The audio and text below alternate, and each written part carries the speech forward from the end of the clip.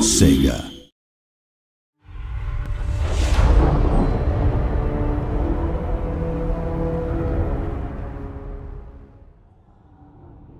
Hello and welcome to the first look at Total War Warhammer campaign gameplay. Today we're playing through a single turn some way into a greenskin campaign, so while you'll see some features and mechanics shared by all the races, you'll also see some that are unique to the greenskins and their hyper-aggressive playstyle. We're at alpha stage in the game's development right now, so please bear in mind that everything you're about to see is not necessarily final and is subject to change. So if you spot any UI that's not quite there or any other funny business, please rest assured we are still working on it. Okay, so this is the overview map of the old world. The extent of the campaign map will unfold with the two subsequent expansions coming further down the line, but the initial release deals with this central part of the Warhammer Fantasy Battles world. Down south here we have the Badlands, home to the various greenskin tribes. Over to the east lie the World's Edge Mountains, which, as you probably know, is the principal domain of the dwarfs, though other clans can be found in the Grey Mountains to the west. This central area is home to the Empire and the dread vampire counts, with the lands of Bretonnia off to the west. And finally up north we have Norska, the stomping grounds of various chaos-influenced tribes of rowdy Norsemen. And of course the Chaos Wastes themselves off to the northeast.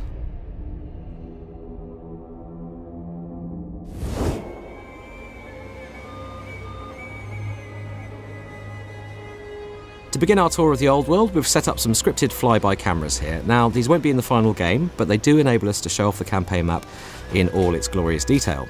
We're now turning south and heading into the Badlands, and you can see in these greenskin settlements that there's just an enormous amount of cultural detail on show.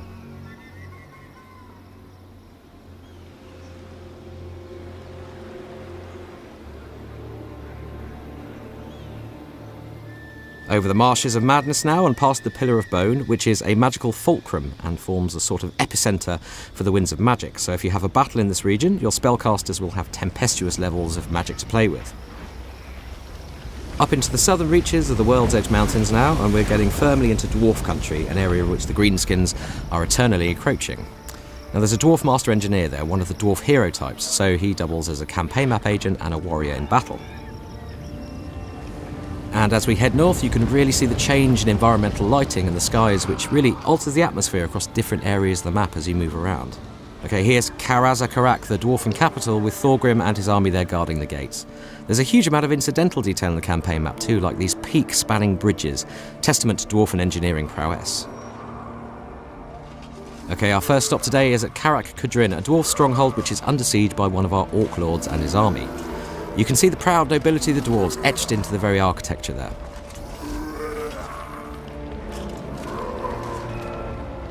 So, looking at Musk the Astute here, we can see that he's a level 11 lord and he has mostly character and battle skills. And we'll look at the skill trees in a bit more detail shortly. He's also got a couple of magic items on him, the Armour of Gork and the Battle Axe of the Last War. Now each hero, lord or legendary lord, can be equipped with up to 6 of these magic items, and they will appear around the portrait here. Musk has a big 20-stack army with some fairly meaty units in it, and if we go into the pre-battle panel here, we can see that this is pretty much a whitewash given the weakened dwarf garrison. We've also spent some turns building siege equipment to help in the siege. Musk has also won some magic banners from previous battles, which we can apply to our units in the pre-battle screen here, so let's buff up a couple of those with some neat combat bonuses. Okay, we're going to auto-resolve battles in this playthrough as there's a lot to get through, and as predicted, this was a pretty cut-and-dried affair.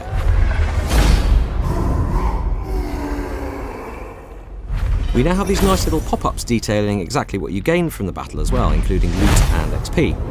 Post-battle, we have the usual array of options with what to do with the settlement, but we're aiming to expand our holdings here, so we're going to occupy Karaz Kudrin.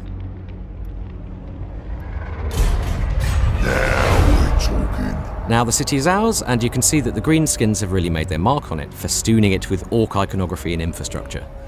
Now if the dwarfs capture this city back, that will all get torn down, of course.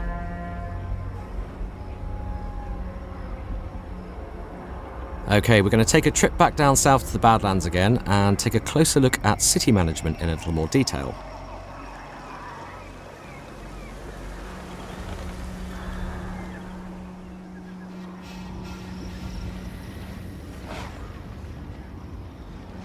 And here's Azag the Slaughterer, one of our legendary lords, so we'll come back to him in a second and have a closer look. But first we're going to take a look at Karak Draz, or Black Crag to give it its orc title. As you can see, we own all 3 settlements in this province, and Iron Rock is worth a quick look actually. You can see just how characterful these settlements really are, with this settlement clinging to the remaining side of an old volcano, a suitably orky place to call home, not least as it's yet another foothold in dwarf territory. Back to Karak Draz now, and you can see the kind of iconic style we're going for with our building icons. So we've got this very clear categorization of the different building branches. Let's just build some defences here for now.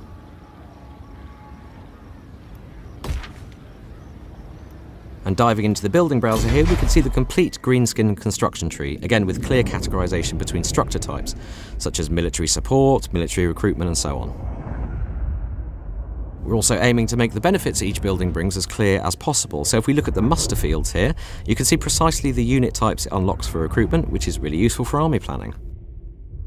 Say I want to recruit giants into my armies, and who wouldn't, let's face it, I can instantly see by their unit cards that I need to build a stomping ground, with troll caves as a prerequisite, along with a level 5 encampment structure.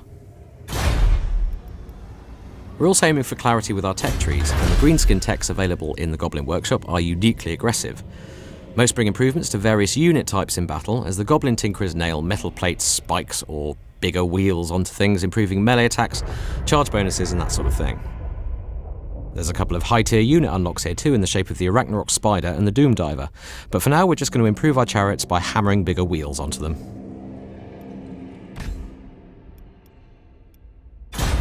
Now, each race's tech tree works in a very different way, so for example, the Dwarfs focus on both civic and military structures, while Empire actually need to build certain buildings to unlock parts of their tech tree. Right, let's take a look at Azag, and as a legendary lord, he's uniquely skilled and powerful. We've already unlocked his Crown of Sorcery, which gives him access to the law of death magic, which makes him a potent combination of general, melee warrior, and spellcaster. Diving into the skill trees now, and all lords have 3 core skill trees. Campaign skills, which improve their performance on the map, battle skills, which improve the performance of the various troop types in their army, and character skills, which enhance their personal fighting ability. And this branch here is the Law of Death, unlocked by Azag's Crown of Sorcery, and you can see summaries of all the skill effects along the side here.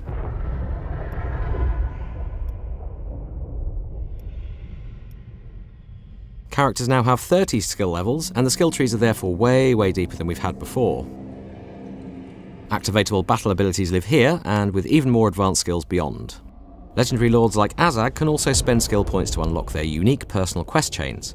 Now these kick off multi-stage quests that then culminate in epic handcrafted quest battles, rewarding them with the unique legendary gear they get in the tabletop game. They can also unlock mounts here, so let's unlock Skull Muncher, and if we head back to the campaign map, we'll see Azag mounted on his favourite pet wyvern, which is obviously going to absolutely transform the way you use him in battle.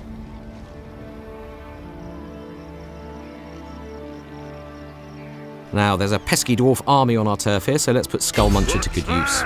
It's a pretty even fight here. The dwarf lord there is well equipped with magic items too, so let's go ahead and auto-resolve and see how we do.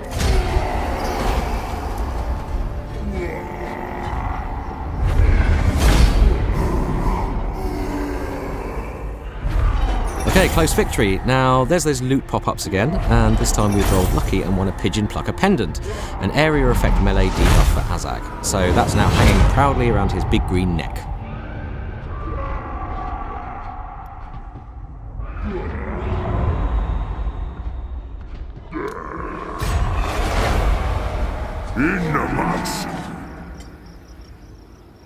Okay, we're going to head into the mountains now and take a closer look at one of our goblin armies who, in true goblin fashion, have got themselves into something of a pickle.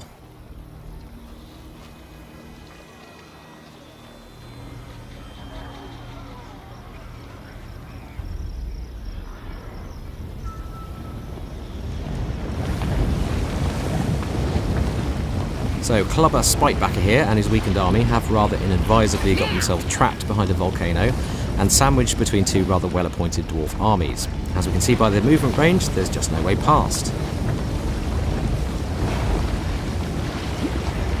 But there is a way under. If we use the Enter Underway stance, Clubber will locate a local entrance to the Ancient Dwarfen Underway, and will get the option to tunnel beneath the obstacles and extend his movement range.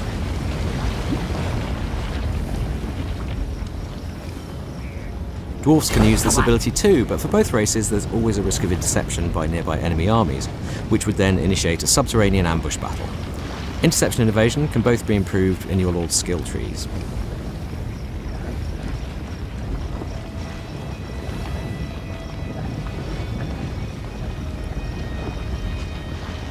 Over to the Pillar of Bone again now, and we're going to take a look at another one of our Goblin Lords who's having problems of a different order.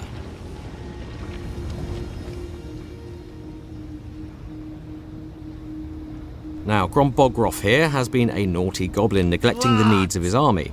All greenskins need to fight, it's in their blood, and that's reflected by their fightiness rating here. Now, these guys haven't fought anyone for a while, so their fightiness has dropped to quarrelsome, and below this particular threshold, they begin suffering animosity, which means that in the absence of an external target, they start fighting amongst themselves and reducing their own number. But there is stuff we can do to improve that. If we order Grom to set up a raiding camp here, the army will get busy with banditry, preying on travellers and looting the surrounding region.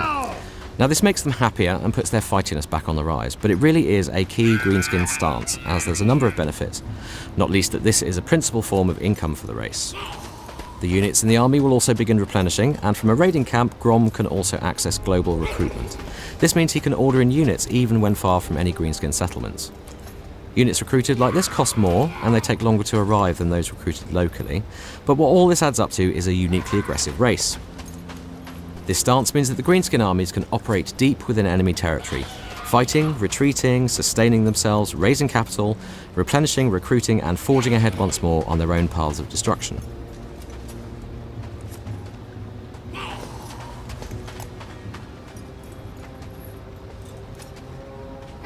Now, as you might imagine, there are great benefits to having a high fightiness rating as well, and if we head north to Border Prince's territory, we're going to demonstrate this with Grimgor Ironhide, our second legendary lord.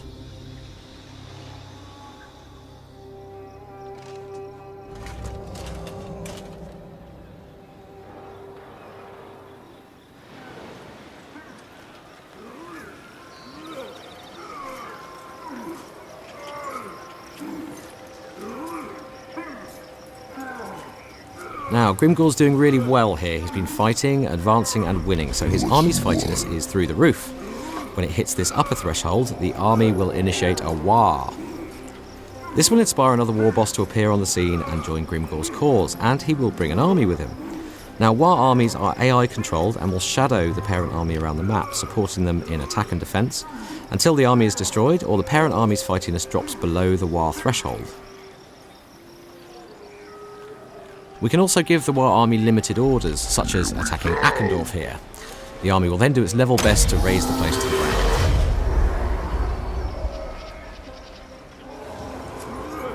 Now, this madly gyrating fellow is one of our shaman heroes, and we've deployed him in this region here to perform something called magical interference.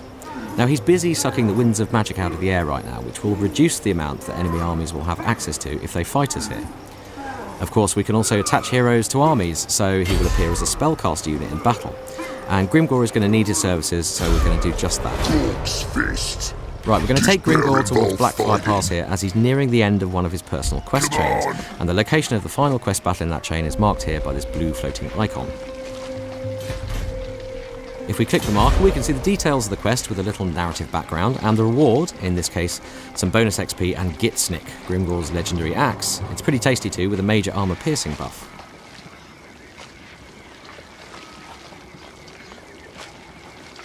We can also examine the army that will be arrayed against us, and it is fairly substantial, with a warrior priest, a celestial wizard, some great swords, plenty of infantry, artillery, and altogether terrifying steam tank. But we're going to save that battle for another day. For now, we're going to take one final flight across the rest of the campaign map.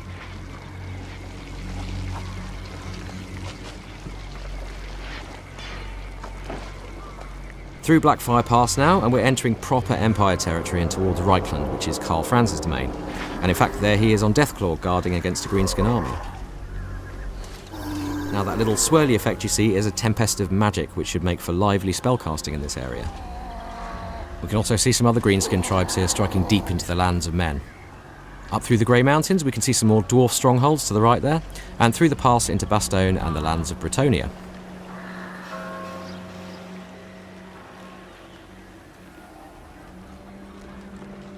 And here we can see a vampire count who's invested this region, spreading his blight and physically transforming the terrain with his dark vampiric influence.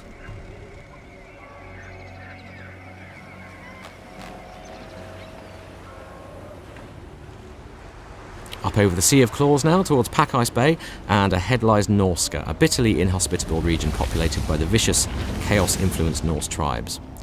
Armies travelling here will suffer attrition, but that's probably the least of their worries, given how close the region is to the Chaos Wastes and the terrors that it's gearing up to spew forth.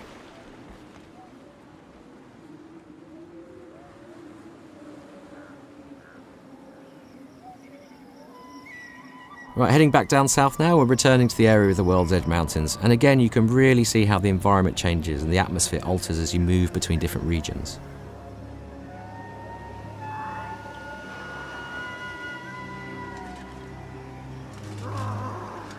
Okay, that's pretty much the end of our tour of the old world for now, and just a brief window on Greenskin gameplay. We're going to be examining the other races in a bit more detail in future, as they have plenty of their own unique gameplay mechanics. Now, we'll be hosting a developer live stream next week, more details on that soon, but do tune in if you've got any questions and we will do our best to answer them.